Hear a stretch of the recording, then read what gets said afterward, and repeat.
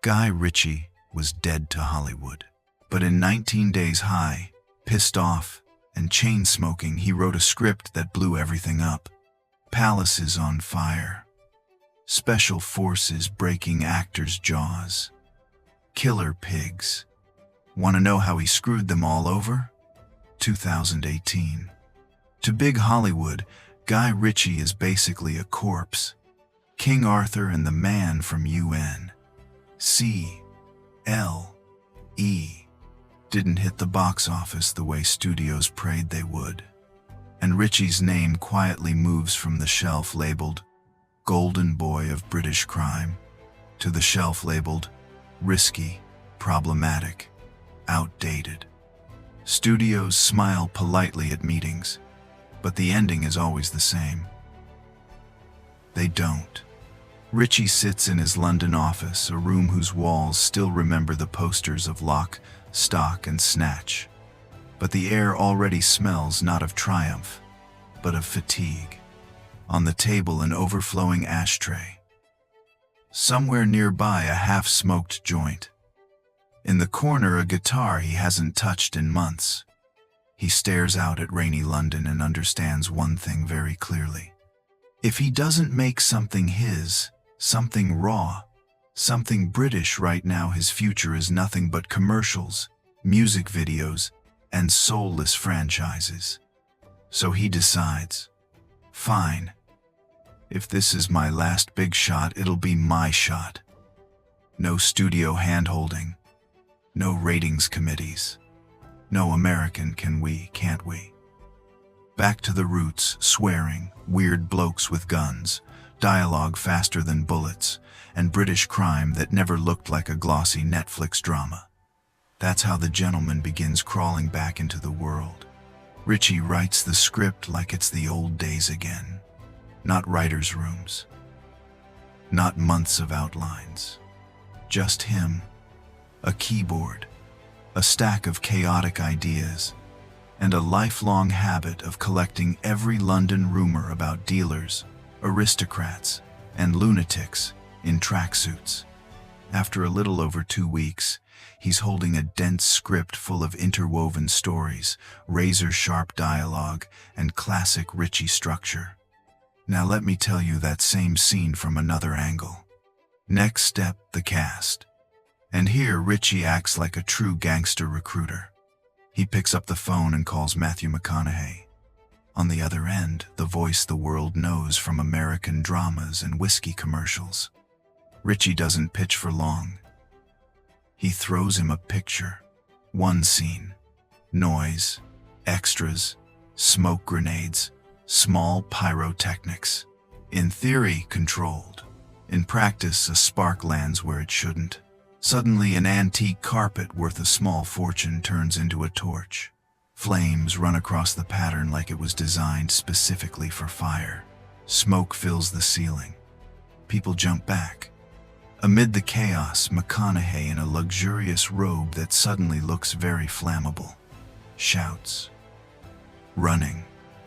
Searching for extinguishers. Emergency calls. For a moment, the gangster scene becomes too real. The estate survives barely, but the scars remain. The smell of smoke, scorched details, stories from the owners about the time they let filmmakers in. For Ritchie, stressful, but deep down he knows. Chaos is exactly the fuel that makes his films alive. Then come the fights.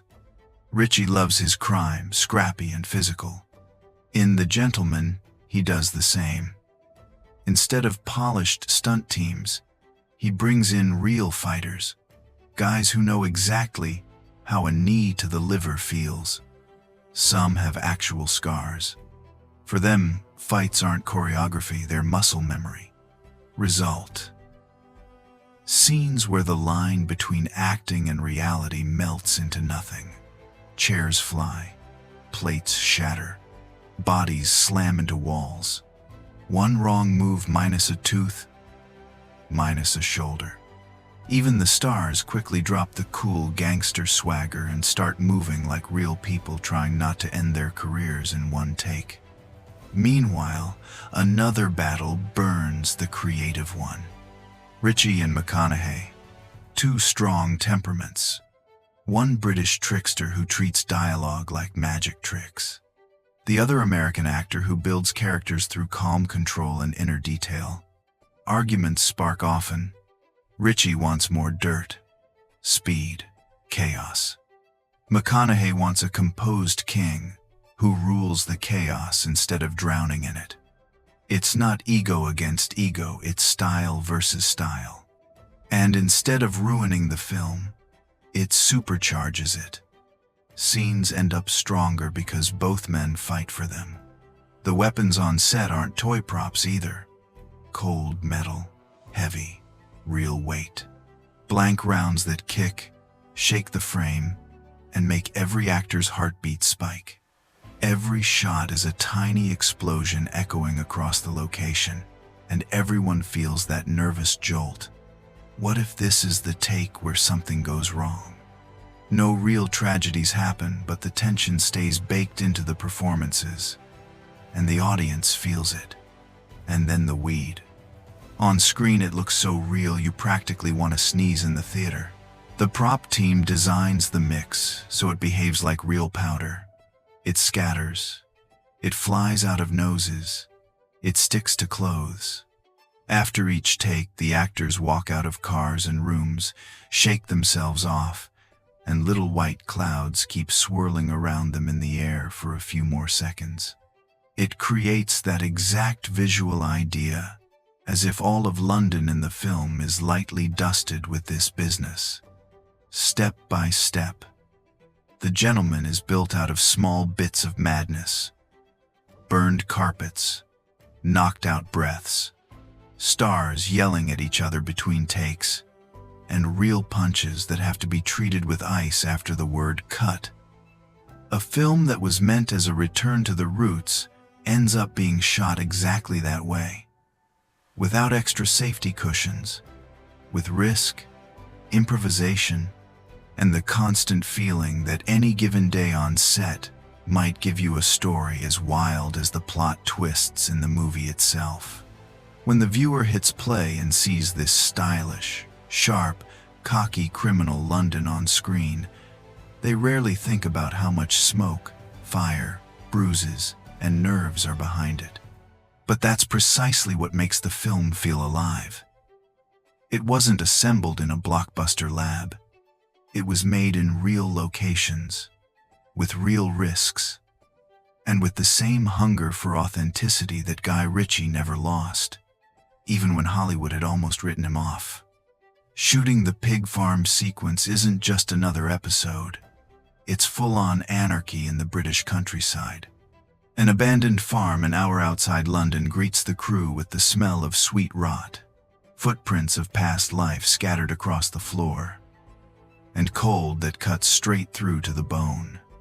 Instead of studio sets, real barns. Instead of plastic plants, mountains of fake cannabis so pungent that by the second hour, even veteran camera operators start giggling. Ritchie personally checks every detail. Rusty gates, smoke crawling along the floor, and a local caretaker from the nearby village telling stories about how real fugitives were hidden here in the 90s. Ritchie treats the casting of action scenes with a special, twisted care. Choreography alone isn't enough. He wants genuinely dangerous men. In the Russian gang raid scene, the background is filled with a former Special Forces soldier who fought in Chechnya and several London kickboxers with more scars on their bodies than half the leads. You'd think, this is Hollywood. Everything's under control. But in reality, things slip fast.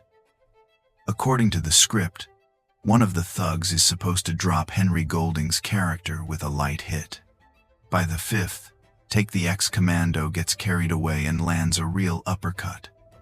Golding goes flying straight into a pile of manure, yelling much louder than the scripted "oh shit."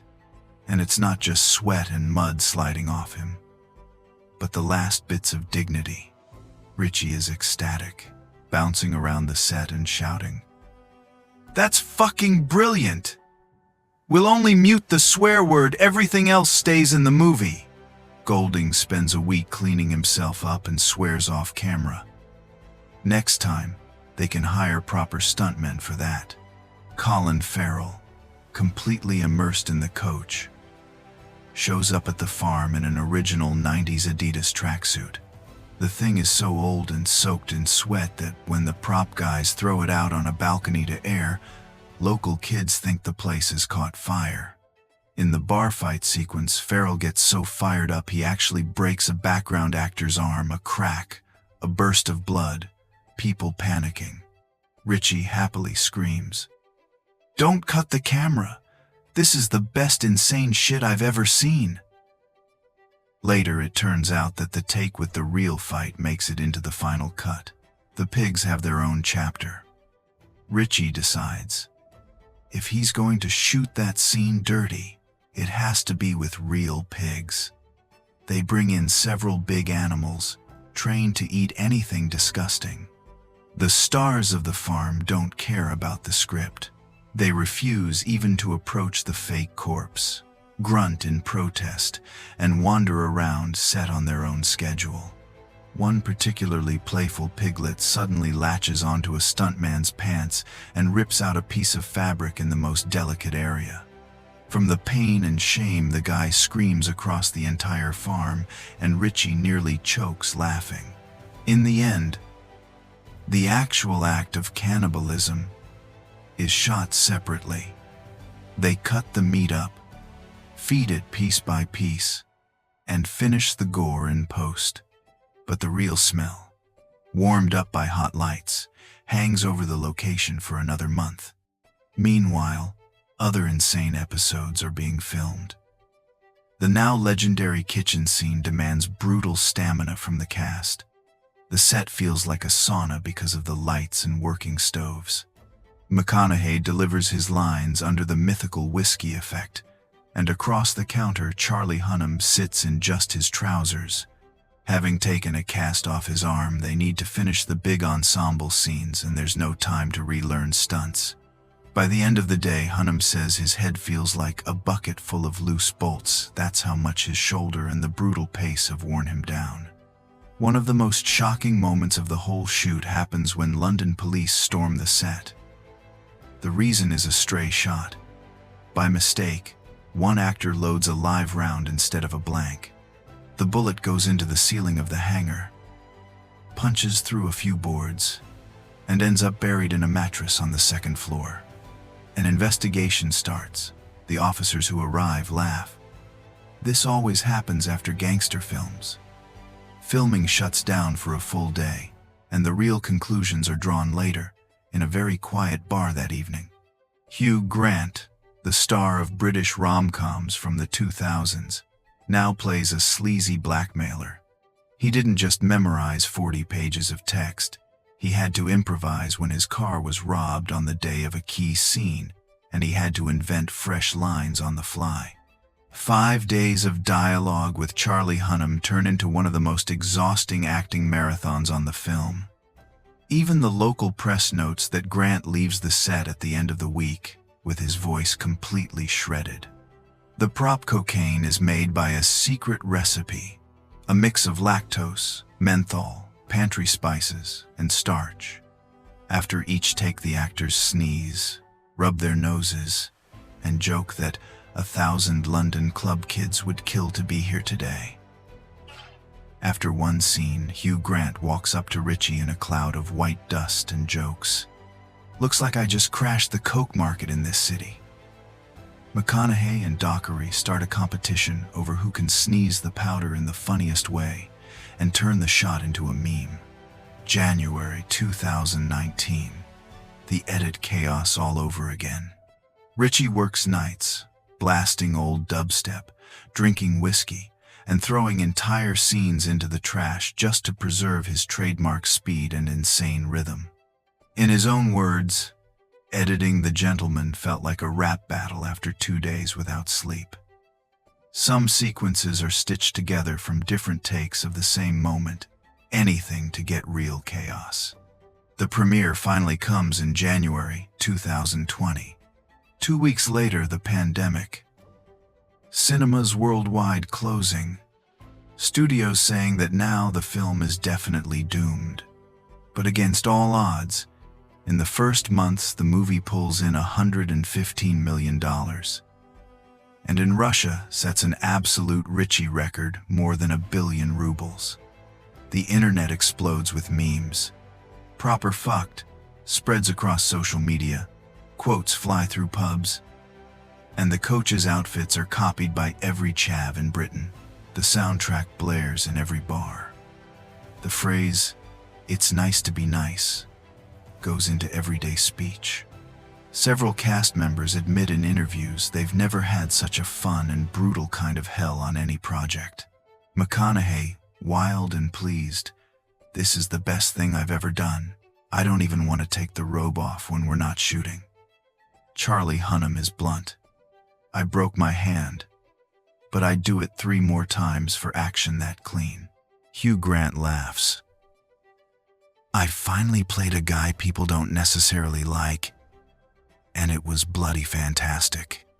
Guy Ritchie sums it up. "I showed everyone the middle finger. This is my best film in 20 years. The Gentleman is not just a movie. It's the peak of British crime cinema, a smirk in Hollywood's face, and proof that the real Ritchie is still alive and ready to stage more cinematic hell. More smoke, more risk, more British madness. That's what now awaits anyone who joins his crew. That's the kind of hell that went down behind the scenes of The Gentleman. From burned carpets to broken bones." The film pulled in $115 million in spite of the pandemic and became a cult hit with proper fucked memes and coach tracksuits all over the place. Ritchie proved that real gangster style is still alive. If you enjoyed this breakdown, hit like and subscribe so you don't miss more stories from the set and other Hollywood insanity. Drop a comment. Which fact shocked you the most? McConaughey in the robe, or the killer pigs? Ring the bell, there's more smoke, more swearing, and more behind-the-scenes truth coming.